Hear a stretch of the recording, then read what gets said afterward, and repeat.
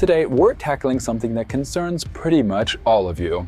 You were probably a kid when you had your very first McDonald's kids meal while on a road trip or on a day out shopping with family. Maybe now you have a habit of grabbing a Big Mac about once a week. Or if you have to have your McDonald's fix, maybe even multiple times a week. And maybe you're even eating it right now while watching this video. Yeah, our big topic today, junk food, fat, and overindulging. To get straight to it, how many people do you think are obese in the whole world? A few millions tops, right? Not even close.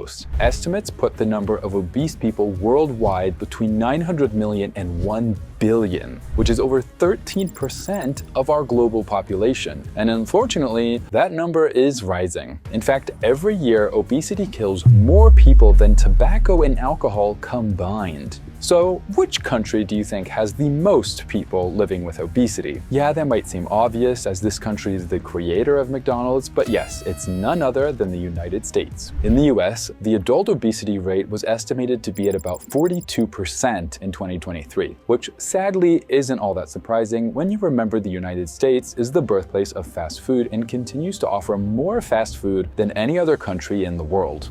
But let's be honest, the real reason why burgers and fries sell like crazy is because, well, they taste great. So good and tasty? The United States isn't an outlier though, not at all. In France, the home of our dear Gustave, over 2 million fast food meals are served every day. Speaking of Gustave, I'm gonna need him. Hey Gustave, how do you feel about feasting on juicy burgers and greasy fries with a nice ice-cold Coca-Cola to help it all go down? But you know, not just one meal, no, but like every day and several times a day? You're sure you don't want ice cream drenched in caramel and... Ah, perfect. Thanks for sacrificing yourself for the greater good. So what happens on a diet like this? Only weight gain, serious health problems, mood swings and behavior changes, maybe all of the above, maybe none of the above. Who knows? Time to answer today's big question. 5 years eating only McDonald's? What's it like?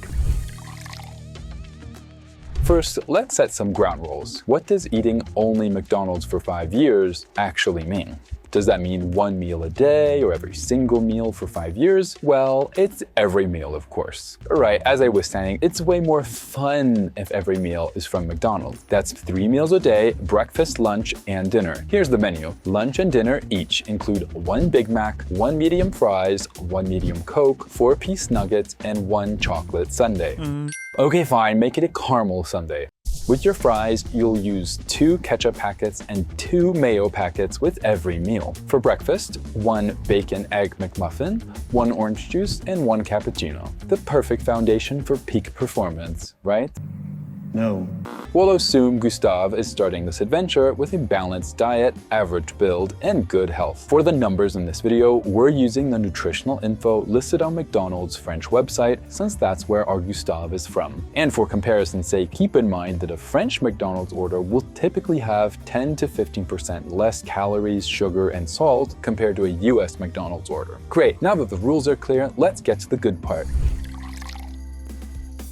After 1 day of eating only McDonald's, it seems that all is well. Gustave is happy, and honestly, there isn't much to report, aside from a little caffeine buzz from the Coca-Cola. Quick trivia for you though. What's the record for the most Big Macs eaten in a lifetime? No surprise, the record holder is an American. His name is Don Gorsk, and in 2018, at age 65, he celebrated his 30,000th Big Mac. He started back in 1972, and yes, that hairstyle deserves a shout out. At first, he just bought one to celebrate getting his driver's license. And he loved McDonald's so much, he came back for more that same day, and basically every day after that. He estimates Big Macs make up about 90% of his solid food intake. In over 40 years, he only went 8 days without eating one. Don's record is so far out there that even if Gustave eats 2 Big Macs a day for 5 years, he still won't come even close to hitting Don's record.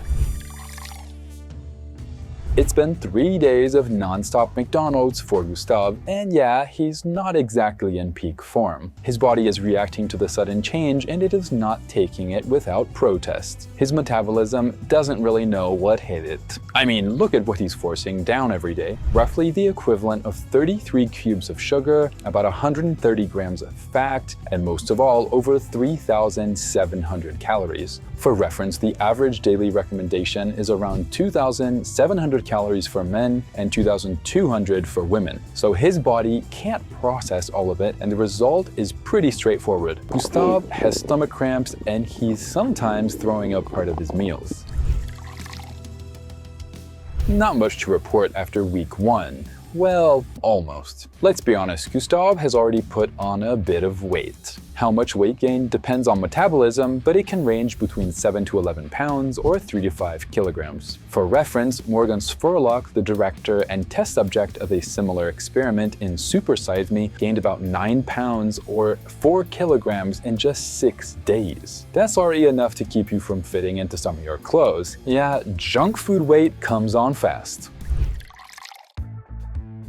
After 1 whole month of nothing but McDonald's for breakfast, lunch, and dinner, there's quite a bit to report on our dear Gustave's health. His mood has dipped, he's more irritable, and he's getting frequent headaches. Most of that comes from caffeine, which is basically in his system around the clock. Some of you may already know this, but caffeine and headaches are closely linked. While a cup of coffee can sometimes ease a headache, too much caffeine can do the opposite. When your brain gets used to caffeine and suddenly doesn't get it, it signals withdrawal with migraines. Meanwhile, Gustave is growing more and more dependent on this food for a very simple reason. Eating gives his body the energy it needs, and it also triggers the release of endorphins and dopamine, hormones that are directly tied to pleasure. And when you eat, especially high-fat foods, those hormones flood your system. And the more you eat, the more your brain craves that hit to feel okay. It's a bit like nicotine with tobacco. The more you take, the more your body demands it, and the worse you feel without it. He's now impatient for each meal, and they come with a little rush of euphoria. There's also the money side of things. He's blown through about 900 euros for a month of McDonald's. That's roughly 500 euros more than the average monthly food budget in France.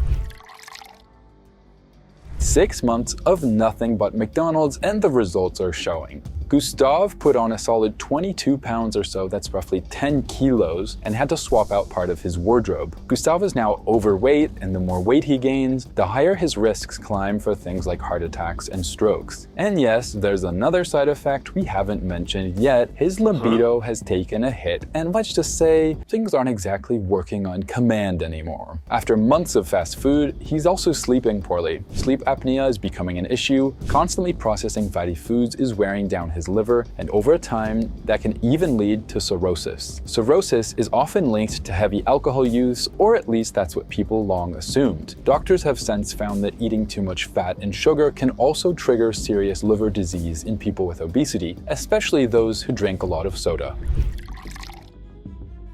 After a full year of burgers and fries every day, Gustave is not the same person at all. Weight gain varies by metabolism, but we can estimate he's put on at least 44 pounds, that's 20 kilos. And his body has had to absorb a lot. In 1 year, he's eaten roughly 9 pounds of salt, 86 pounds of protein, 99 pounds of fat, and over 167 pounds of sugar. Not exactly great news, am I right? Calorie-wise, Gustave has taken in about 1,300,000 calories in 1 year, about 150% of what his body would normally need. In just a year, his body has adapted to this new way of eating. Just like a smoker who doesn't feel right without a cigarette, Gustave doesn't feel okay until he gets his next Big Mac, and that dependency isn't going away anytime soon.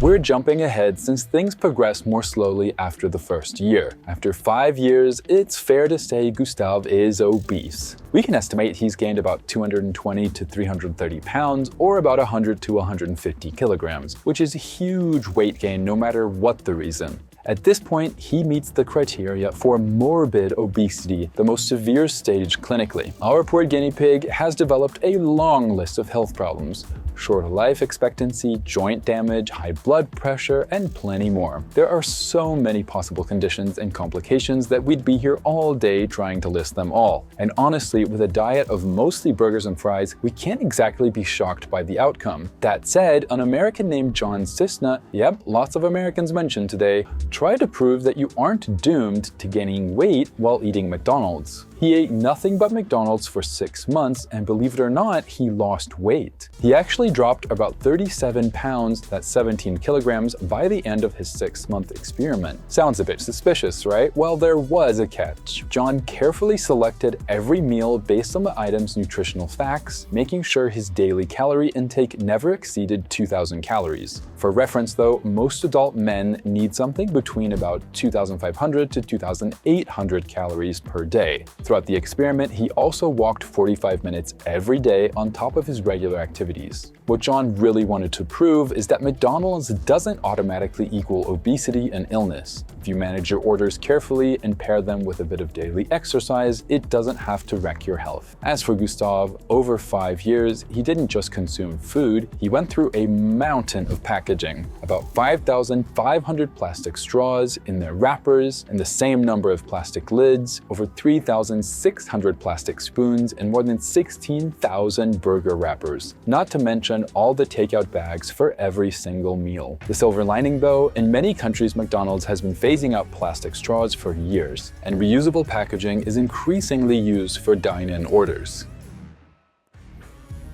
After 5 years of nothing but fast food, the verdict isn't pretty. Your body is saturated with fats and sugars it's now hooked on, and weight-wise, you're pushing numbers close to the Big Show, except he's a pro wrestler and over 7 feet tall. And it doesn't stop there. Losing the weight will take some serious time and effort because shaking off the habits you picked up during the 5-year McDonald's run won't be easy. So, should we use this momentum to try another experiment where you eat nothing for a long stretch of time?